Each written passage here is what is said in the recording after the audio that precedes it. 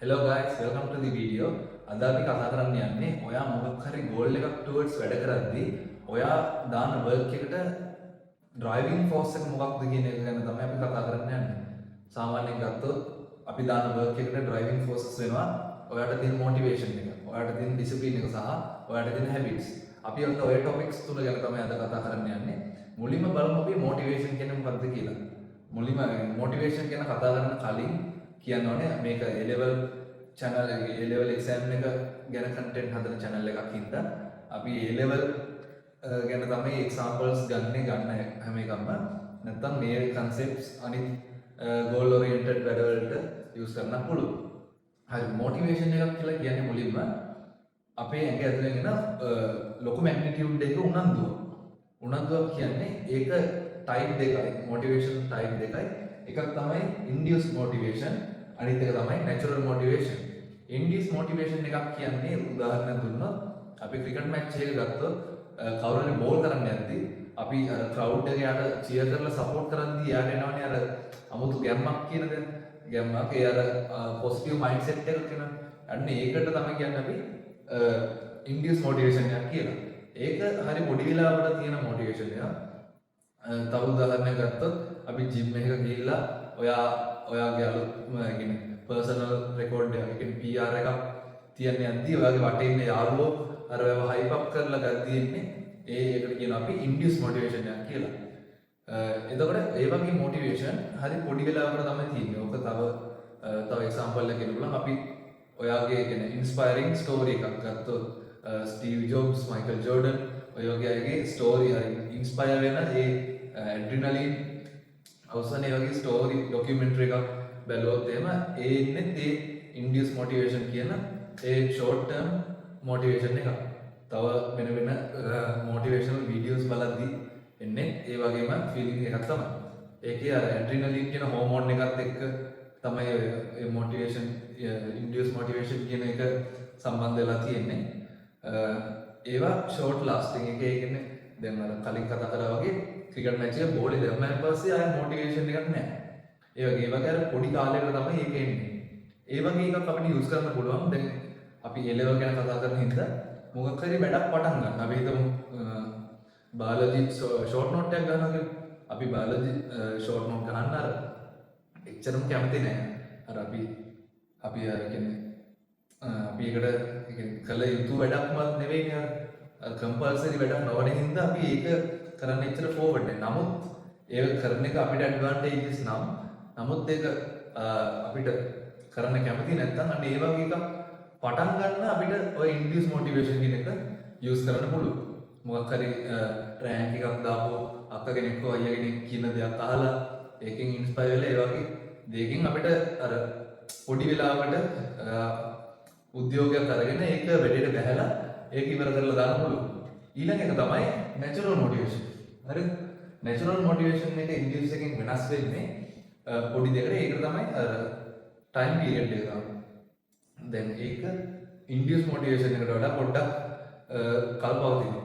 ඒක එන්නේ සාමාන්‍යයෙන් මේන් ෆැක්ට් එක තමයි මෙන්න මේ ස්පාර්ක් කියන එක. ස්පාර්ක් කියලා කියන්නේ මිනිහෙක්ගේ එයාගේම නැචරල්ම තියෙන නැචරලිම මොටිවේට් වෙලා තියෙන ගතිය. ඒ කියන්නේ අර ඉන්ටර්නල් ෆයර් එක. කියන ඕන දෙයක් කරද්දී අර එයාට තියෙන ෆෝවර්ඩ් ගතියට තමයි ඒ අර ස්පාර්ක් එක කියලා කියන්නේ. ඒක ගොඩක් මිනිස්සුන්ට නැහැ. ඒ කියන්නේ විශේෂයෙන්ම අලුත් වැඩක් පටන් ගන්නදී එහෙම පේනවා.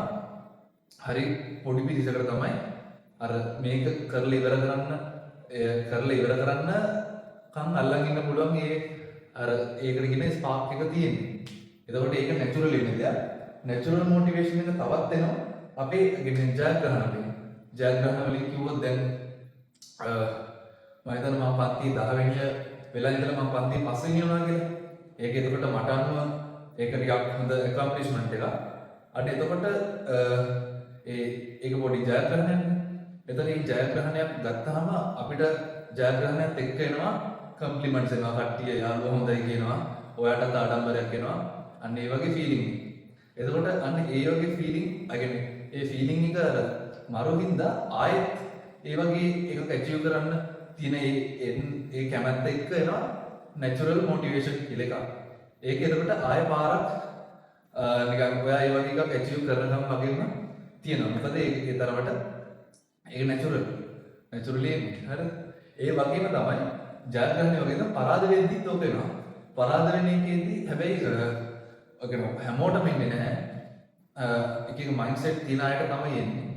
අර පරාද වුණාම ඒක එයාගේ ස්ටෑන්ඩඩ් එක නෙවෙයි මේක වඩා උඩ තැනකට එන්න ඕනේ කියන ඒ අර ඒ සිග්නල් එකත් එක්ක එන ඇතුලෙන් මේ ඉන්න පොසිෂන් එක හරියන්නේ නැහැ කියන එන්නේ මෙසේජ් එක. ඒකත් එක්ක එනවා නැචරලිම මොටිවේෂන් එනවා. ඒක ආයේ අර එයා එක්ස්පෙක්ට් කරන ස්ටෑන්ඩඩ් එකට යනකම් ඒක මේ ලාස්ට් වෙනවා. ඒක තියෙනවා. එතකොට ඒක අර ජිම් එකේ අර මොකද්ද PR එකක් ගන්නවා වගේ නෙවෙයි. ටිකක් කල් පවතිනවා. නමුත් දැන් A level වගේ දැන් අවුරුදු දෙකමාරක් එහා ගිය කාලයක තියෙන ගෝල් එකකදී ඔය මොටිවේෂන් මත විතරක් ඩිපෙන්ඩ් වෙන්න බෑ. කියන්නේ මොටිවේටඩ් වෙලා ඉන්න වෙලාවෙදී විතරක් වැඩ කරොත් ඒ මදි. එතකොට ඊළඟට එනවා අපේ ඩිසිප්ලින් කියන්නේ. ඩිසිප්ලින් කියන එක මොකද කියලා අපි දැන් බලමු. ඩිසිප්ලින් කියන්නේ ඔයාගේ ගෝල් එකට දැනට කරන්න පුළුවන් හොඳම වැඩේ මොන කන්ඩිෂන්ස් යටතේ වුණත් හිත හදාගෙන කරන එක. සහ ඒක දවසින් දවස ටික කාලයක් කන්ටිනියු කරන එක තමයි ඩිසිප්ලින් එකක් කියන්නේ. හරිද? ඒක දැන් ඔයාගේ ගෝල් එකට දැන් කරන්න පුළුවන් හොඳම වැඩේ කරද්දී ඒකට විදි දෙකකට බාධා වෙන්න පුළුවන්. එකක් තමයි ඔයාටම ඇඩ්වර්ස් විදියට එෆෙක්ට් වෙච්ච රීසන්ස් තියෙන්න පුළුවන්. ගත්තොත් දැන් ඔයා වැඩක් පාඩම් කරන්න යද්දී ඔයාලට දැන් තියෙන හැම්බිරිස්සාව. නැත්තම් ලාභට වුණ හැදිලා. ඒ වගේ. එහෙම තියෙන්න පුළුවන්. නැත්තම් මේ වෙලාවේ පුළුවන් ඔයාගේ යාළුවෙක් කොයි හරි ගමනක් ගිහිල්ලා එහෙම මේ වගේ ඔප්ෂන් ඒ වගේ විදි දෙකක් තියෙද්දී ඒ දෙකම එකක්වත් නැතුව අද කරන්න හිටපු වැඩ ටික ගානට හිත හදාගෙන ඉවර කරන එක තමයි ඩිසිප්ලින් එකක් කියන්නේ. සහ ඒ වගේ දවසින් දවස කන්ටිනියු කරන් යන එක තමයි කන්සිස්ටන්සි තියාගෙන කරන් යන එක තමයි කියන්නේ ඩිසිප්ලින් එකක් කියලා. ඩිසිප්ලින් එක කියන්නේ මයින්ඩ් එක කන්ට්‍රෝල් කරගෙන ඔයාට ඕන වැඩේ කරගෙන ගෝල් එකට යන එක තමයි කියන්නේ ඩිසිප්ලින්.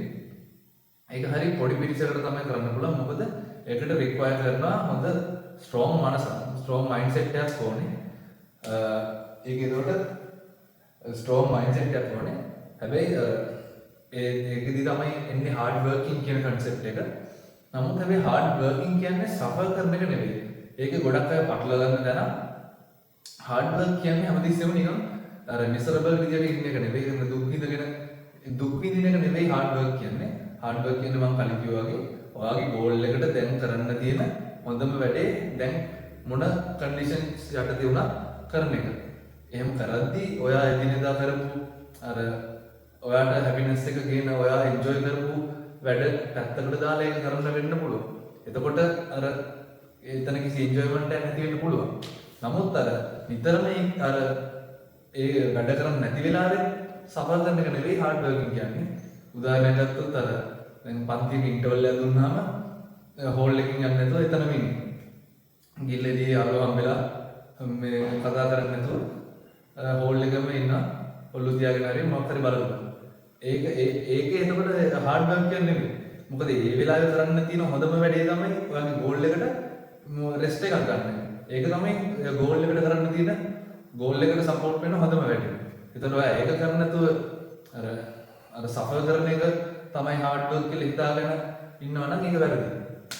සහ හරි පොඩි පිරිසයි අර එහෙම කන්සිස්ටන්සි තියාගෙන යන්න පුළුවන්. මොකද එහෙම තමයි හැටි. ඒකයි බයෝලොජි A and B ගත්තොත් එක්සැම්පල් percentages ඒ දෙක ටෝටල් එක ගත්තොත් 14ක් 15ක් වගේ තමයි A and B ටෝටල් වෙන්නේ. ඒතකොට 85ම ඉතුරු C S and F තමයි අරගෙන තියෙන්නේ. අනිත් සබ්ජෙක්ට්ස් වල ඔය වගේම තමයි. හරි ඊට පස්සේ බලමු අපි හැබිට්ස් කියන්නේ මොකක්ද කියලා. හැබිට් එකක් කියන්නේ මේ normalize වෙච්ච behavior එකක්.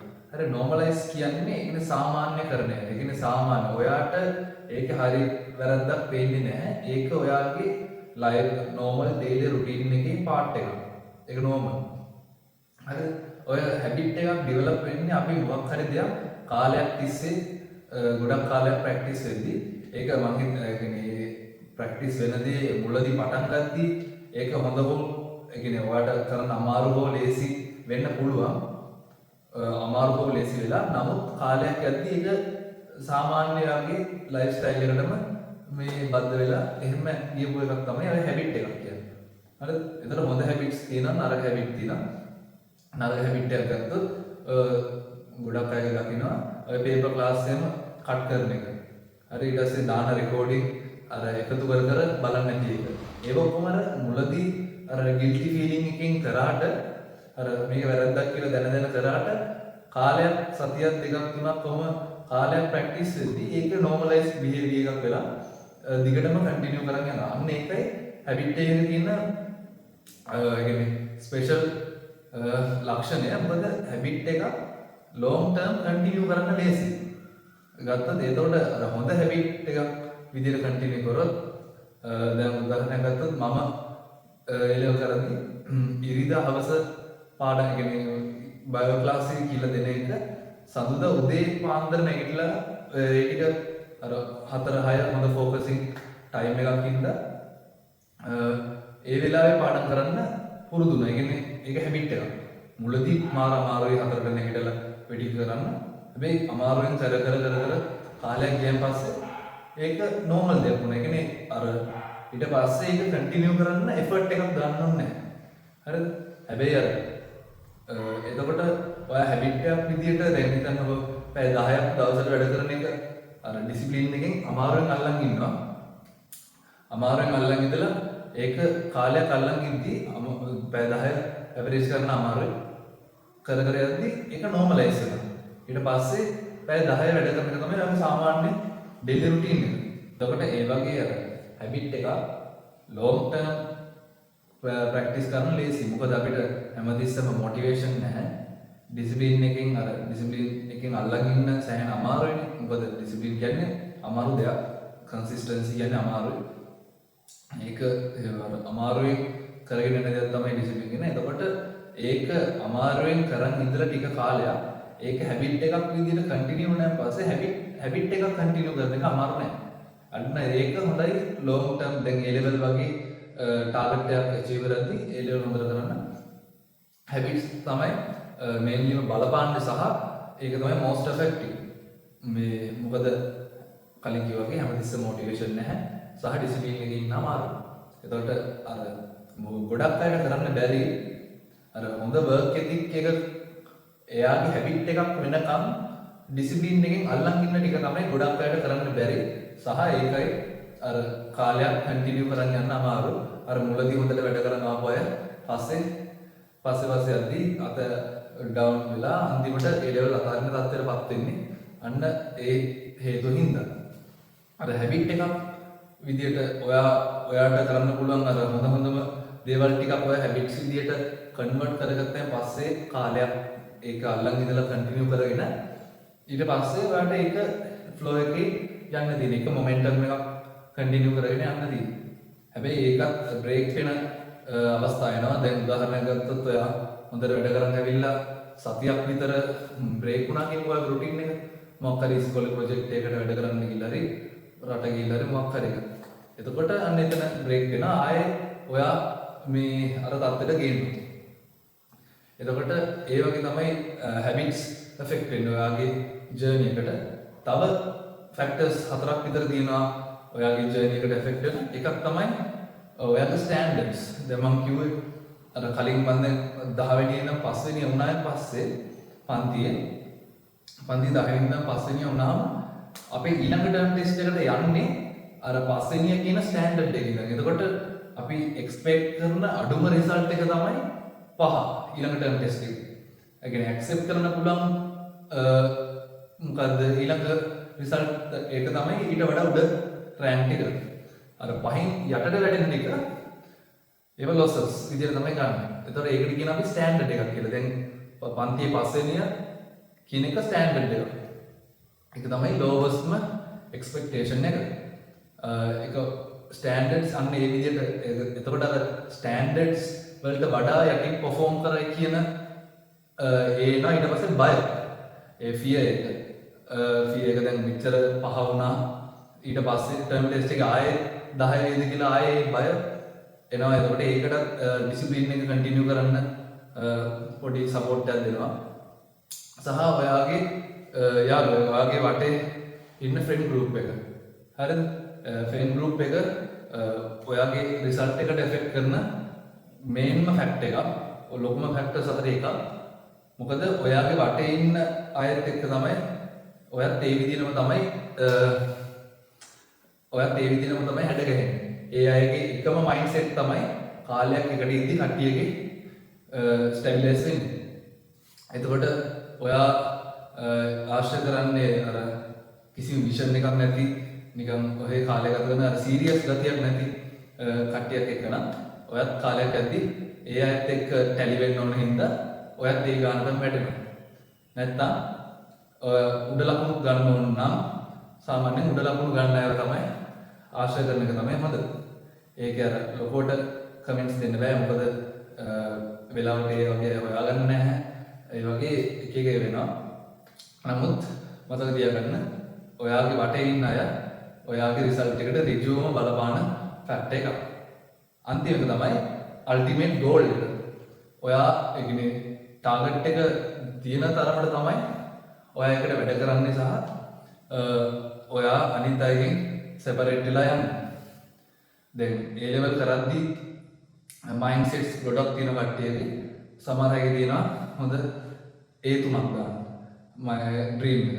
සමහර අයගේ ඩ්‍රීම් එක මෙඩිසින් යන්න. සමහර අයගේ ඩ්‍රීම් එක හොඳ අයිලන්ඩ් රෑන්ක් එකක් ගන්න. එතකොට සමහර අය කියන්නේ ලියනවා නිකන් A level පාස් වෙන්න කියලා හිතාගෙන. සමහර අය පාඩම් කරන්නේ A3ක් දාන්න ඕනේ කියලා හිතාගෙන.